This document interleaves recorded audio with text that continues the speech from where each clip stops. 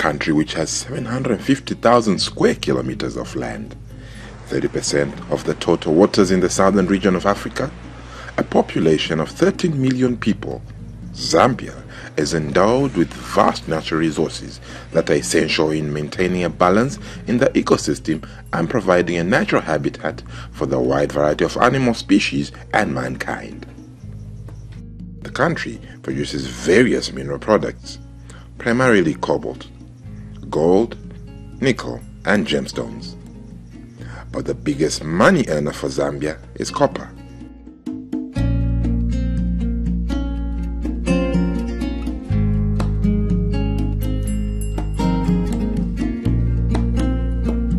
In 2012, the country was rated as the 9th largest producer of cobalt and 7th largest producer of copper in the world. In 2011, copper exports were worth $10 billion. Government only received 2% of this through taxes. In 2012, the country exported $6 billion worth of copper, $216 million worth of cobalt, $232 million worth of gemstones, and $94 million worth of gold. Despite consistent and relatively high real GDP growth rates averaging more than 5% in recent years, the share of tax revenue from the mining sector to GDP remained low at about 4%, and poverty levels have remained at between 60 and 70%. For a sector like the extractive one, which mines and makes huge amounts of money from the wealth that is found in the ground that we walk on, one would expect the inhabitants of this nation to be economically liberated. But are they?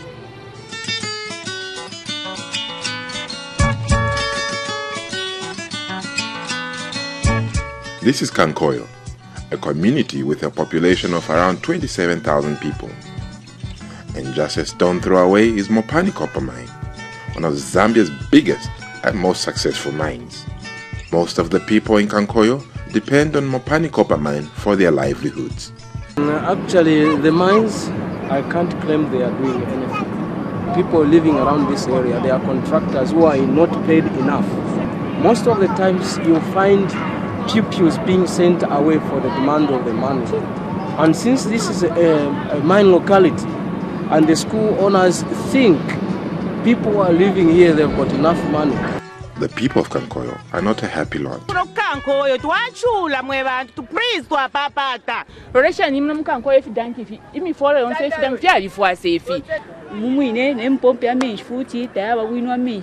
Anytime a disease may erupt.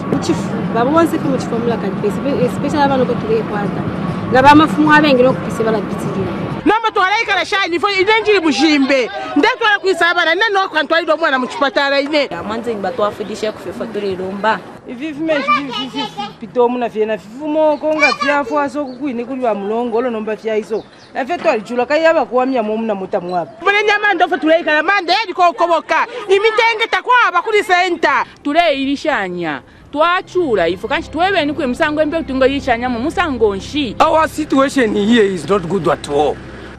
Their cry should be everyone's concern.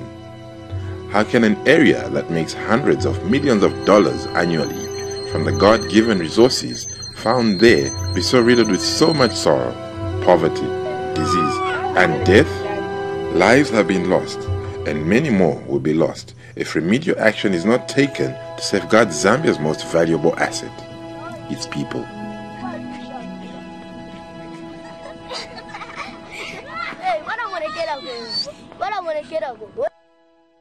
It is on the background of this state of the nation that 3 church organizations, namely Evangelical Fellowship of Zambia, Zambia Episcopal Conference, and Council of Churches in Zambia, in collaboration with some other civil society organization members in Zambia, held the second Zambia Alternative Mining INDABA with support from the Joint Country Program. This was held at Fatmos Lodge in Ndola from the 17th to the 19th of July 2013. I'm coming from Norwegian Church Aid, Church Aid, and Christian Aid, who the 3 organizations have come together to implement a joint country program in Zambia.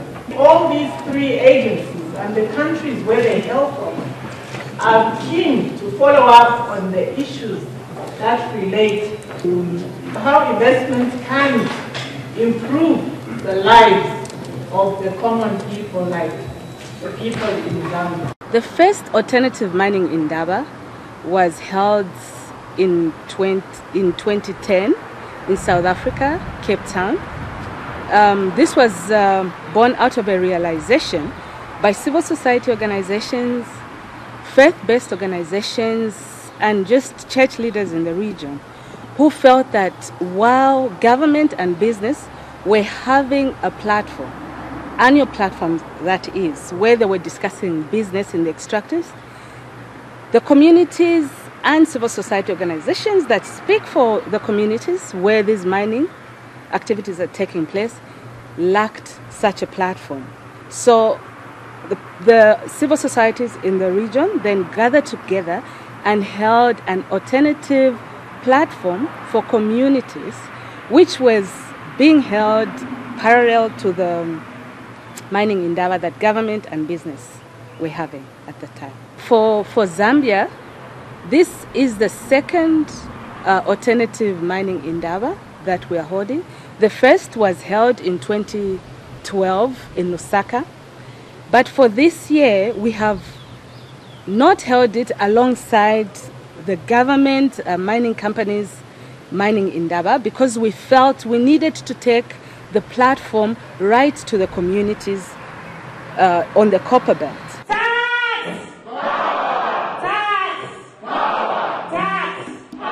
The keynote speech was made by Action Aid Zambia Director Pamela Chisanga. The subject of mining for me has become a very emotional one. Emotional because we have seen that the failure of this sector to contribute meaningfully to the development of this country. Yesterday we had a public discussion forum in Kitwe, and we were looking at the gemstone industry and how it's contributing to the development of this country. We were told that Zambia is the third largest producer of gemstones in the world. We were also made to understand that this is a $200 million a year industry. But somebody yesterday said, but this saying is basically saying that a fool's okra gets finished by people just testing it before you even get to eat it. Because everybody will be coming as you're cooking and saying, your okra looks very good, can I have some, can I test some? So at the end of the day, the okra will finish while still on the fire, even before it's put on the plate for people to eat.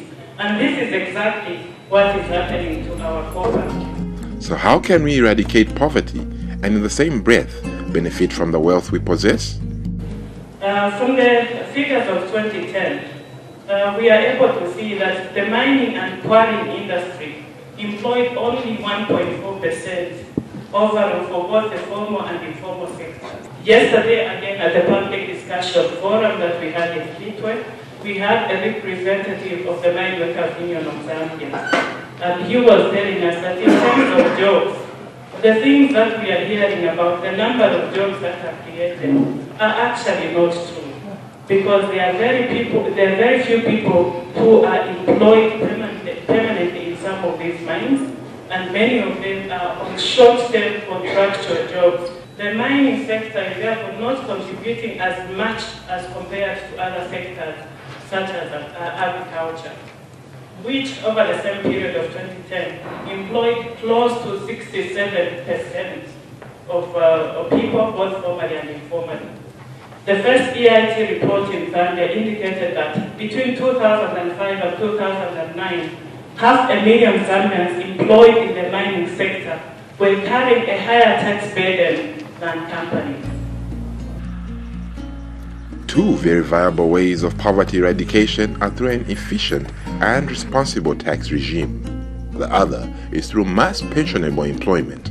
So the question is, why then haven't we used the mining industry to develop key sectors such as the agriculture sector that are able to provide more jobs so that we can have more people that are employed in the agriculture sector? Zambia is dependent on copper mining, which accounts for 80% of foreign exchange earnings, but only 6% of total revenue.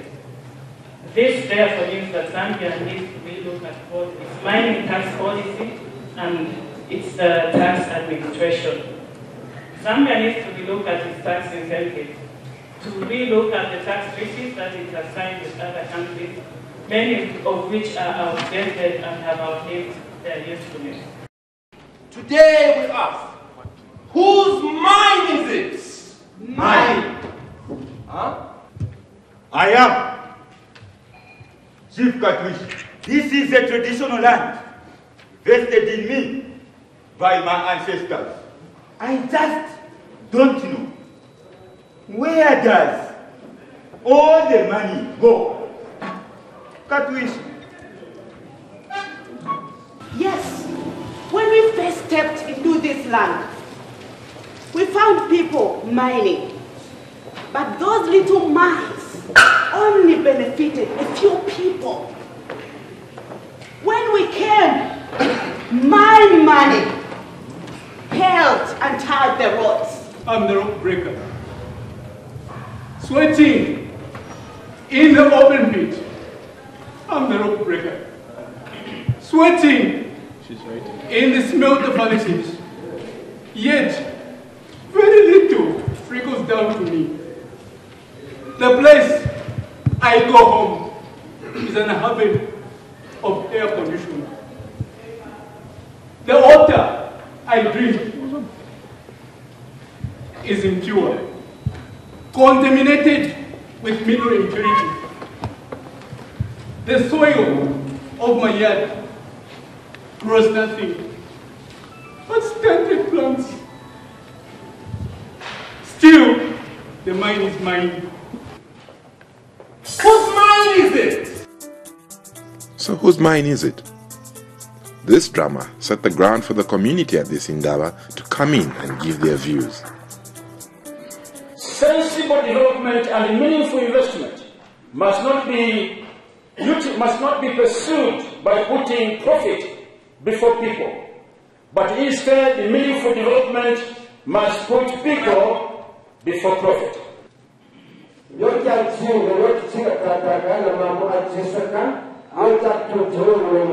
How it was and how it is now, our forest was attacked by people. Kufuma kumikochi, kufuma kuno, kwa kusura kusana, na pia kwa mawe, aruneme, amotuma. People were coming from the copper belt and elsewhere to come and fetch for minerals in our area. Karuchokwa yanga na kuchira vichi, yama kulanga, kwa kura rusa waikaje. Others used to go there dealing timber without even the knowledge of the rock people. They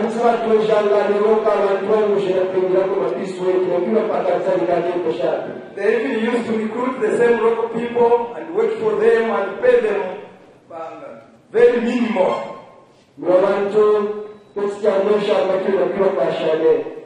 But this did not help the local people. With two new mines coming up in the northwestern province of Zambia, the question arises, how and what will these mines benefit the people of this area? Just because an investor has been given rights to mine our wealth, does not mean that we should be shelved aside from the land that our forefathers and their forefathers before them occupied. The people of three communities have been affected by the land grabs done by Kasash mine that took place from 2010 to date. Kakasha farming area has very fertile land.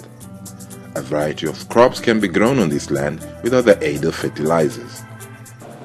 Beans, Irish potatoes, maize, groundnuts and okra, among others, are the crops commonly grown in this area.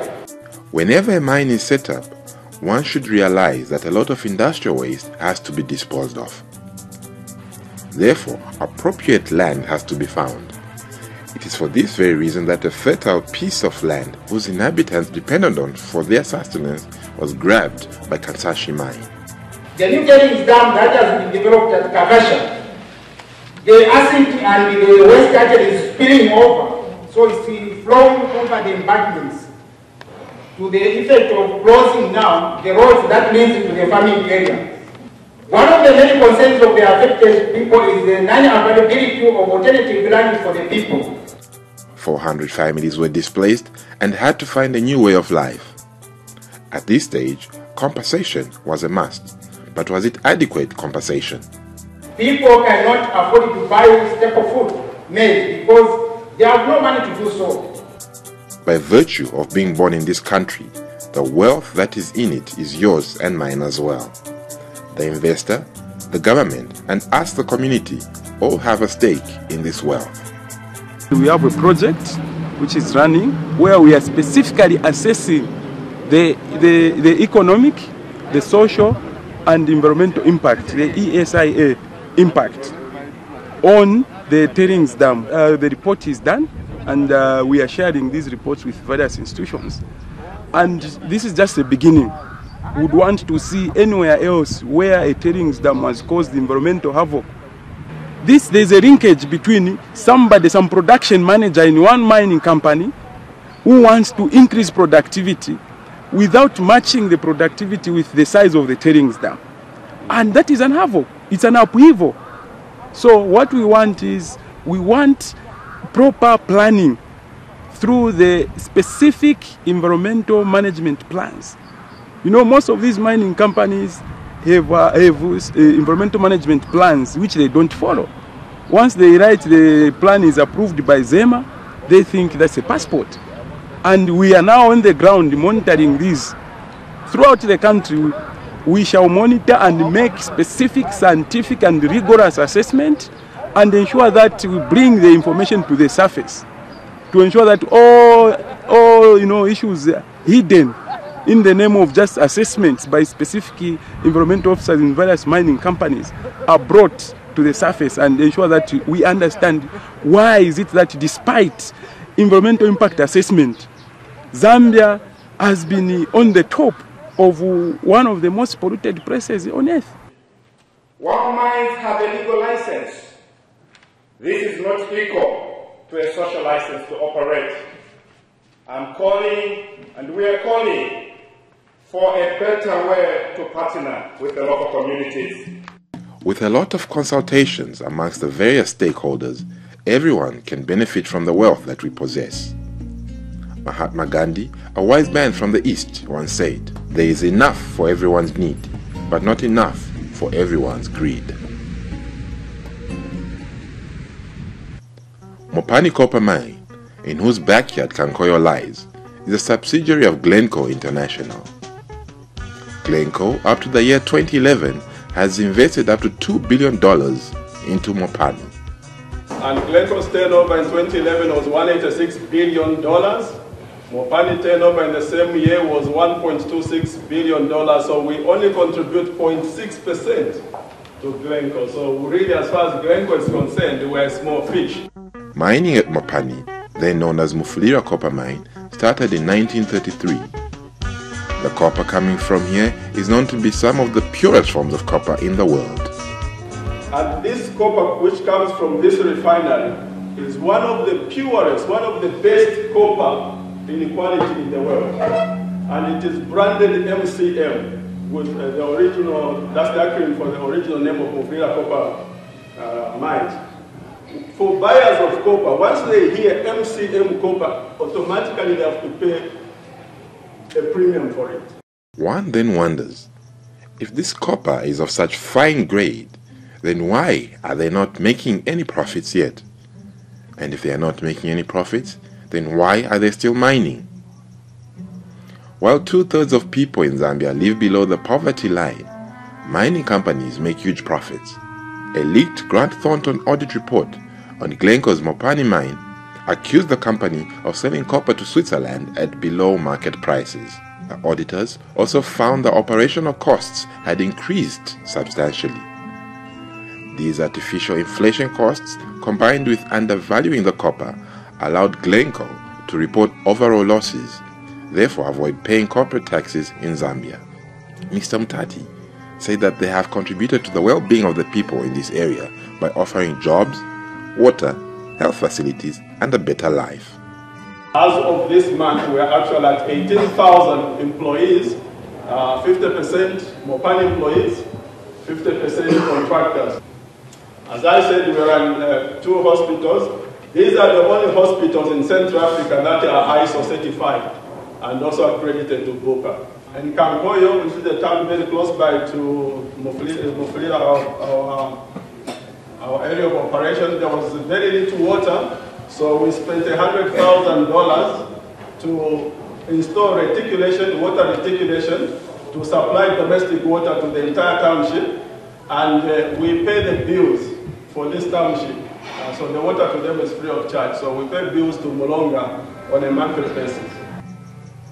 Mopani seems to be a God-sent investment based on what Mr. Mutati says. But the people on the ground, the community of Kankoyo, have a differing opinion. Myself, I've been here since 1995. I haven't drawn a single cup of water from my own house. I always draw water from very far.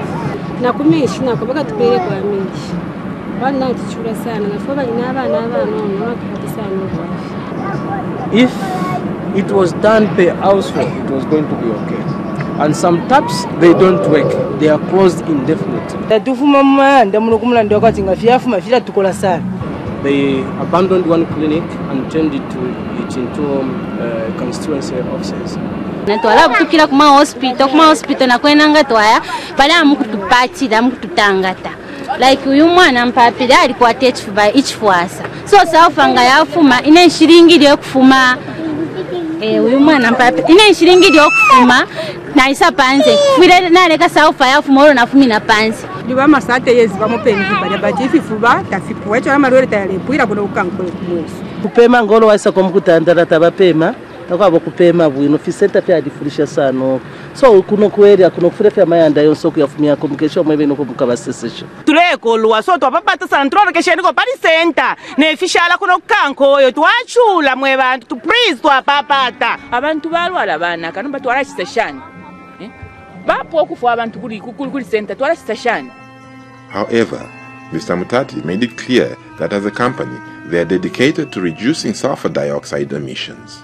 In the development agreements to government, we committed ourselves in writing to government that we'll address sulfur dioxide emissions by June 2015. We have brought it forward by 15 months, or 18 months in fact, to December 2013. So this year in December, we'll capture an addition of 47% from the converters, which will make it 97%. So come 1st January next year, you won't see any emissions out of Mufulira. It now remains to be seen whether Mopani keep their word.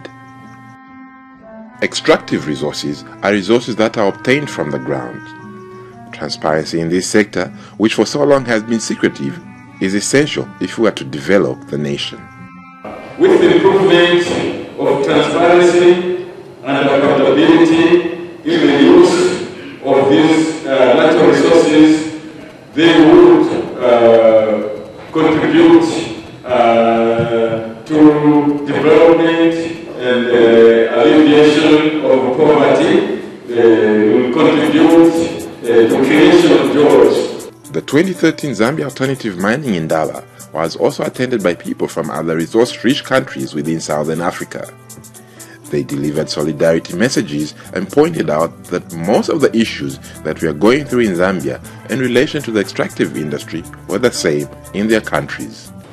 I'm not sure if you realize that most of the issues we deal with in East Africa are the same we deal with in Southern Africa, the same they deal with in Western Africa.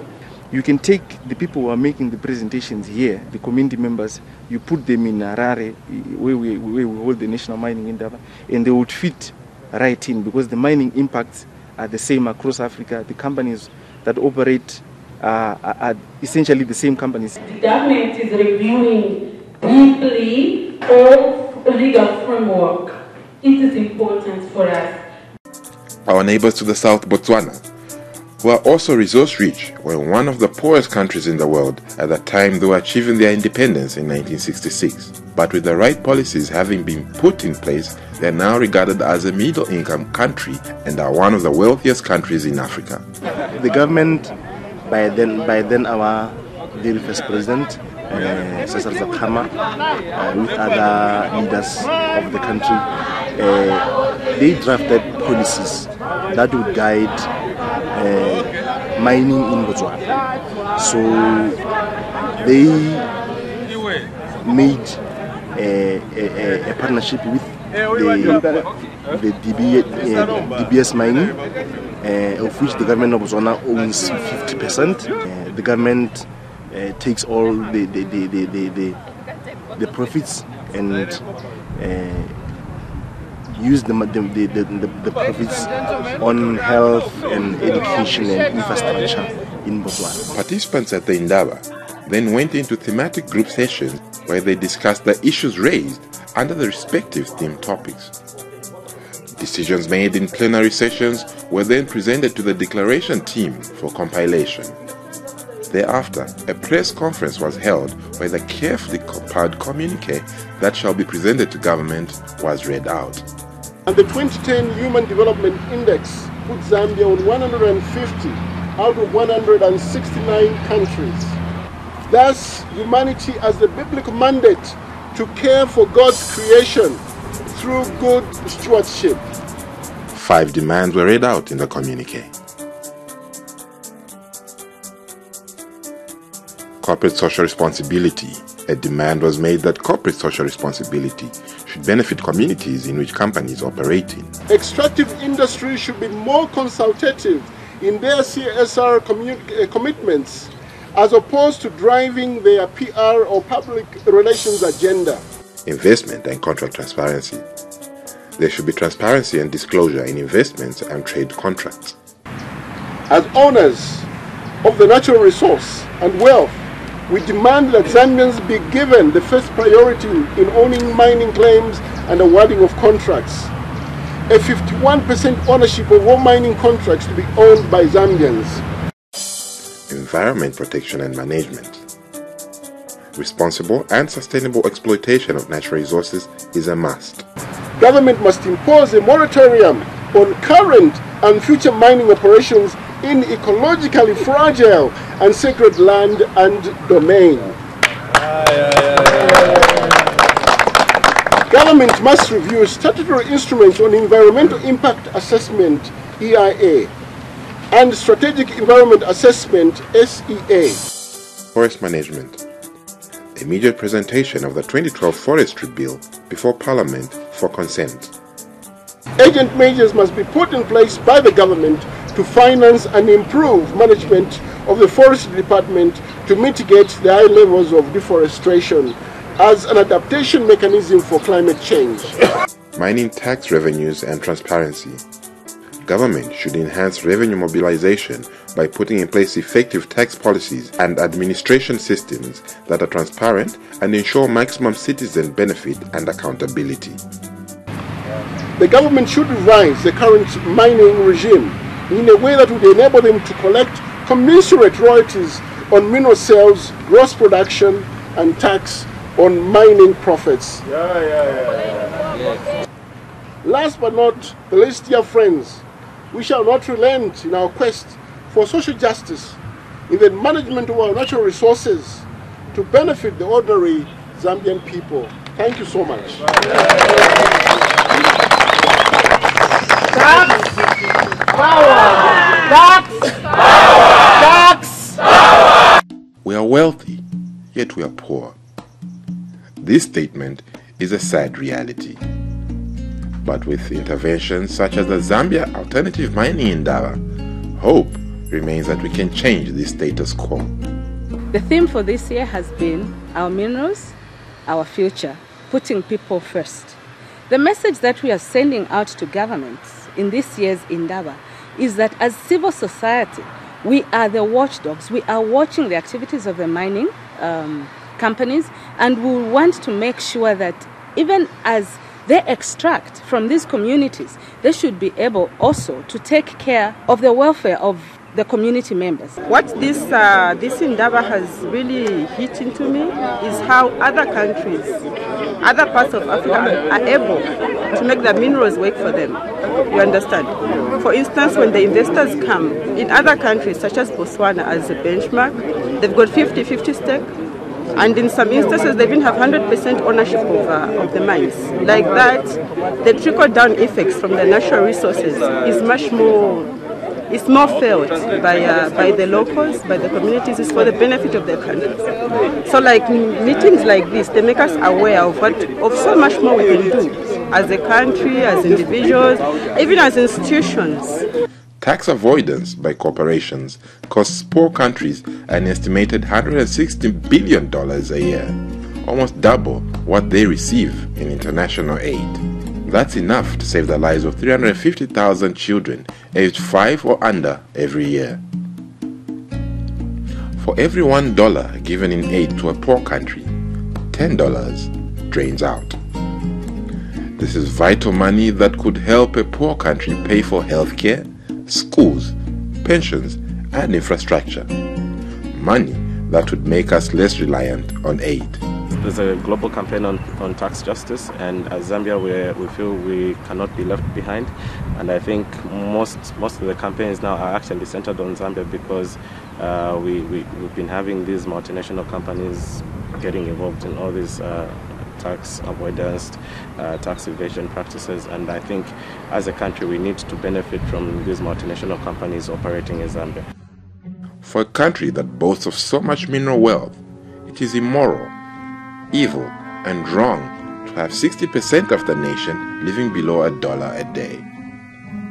It is a shame that the mining industry in the past 10 years has made billions of dollars from copper and other minerals. Yet Zambia is still considered to be one of the 20 poorest countries in the world. If we don't take care of this God-given gift, Zambia, then who will? The Bible in John 15 verse 16 states that, "You did not choose me, but I chose you, and appointed you, that you should go and bear fruits, and that your fruit should remain." Let the Chinese mine it or the Indians. Me, I don't care. In America, I'm having a good time. So let's invest in telling our children this land is our land. You know, when I say that, I feel like crying. This land is my land. I will never own anything else. And from the word of God, after the children of Israel had been in Egypt for 400 years, where did they go? Back home. Are you teaching your children this country is worth coming back to? If we are not doing that, we are wasting our time. Because in a few years' time, they will have all gone abroad. The foreigners will have made in this country. So, tell your children, this is a beautiful land, it's our land. And tell them what you are doing here, and it's for their future. And make them part of action to keep this world in. Thank you very much once again for having this meeting in Dola. God bless you. God bless Zambia. Amen.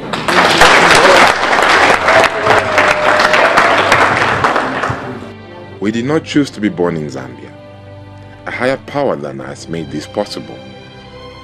We have been given the tools to make this country a better place. Therefore, we should not be deceived into killing off this nation by the actions that we take or fail to take. Evil flourishes when good men do nothing.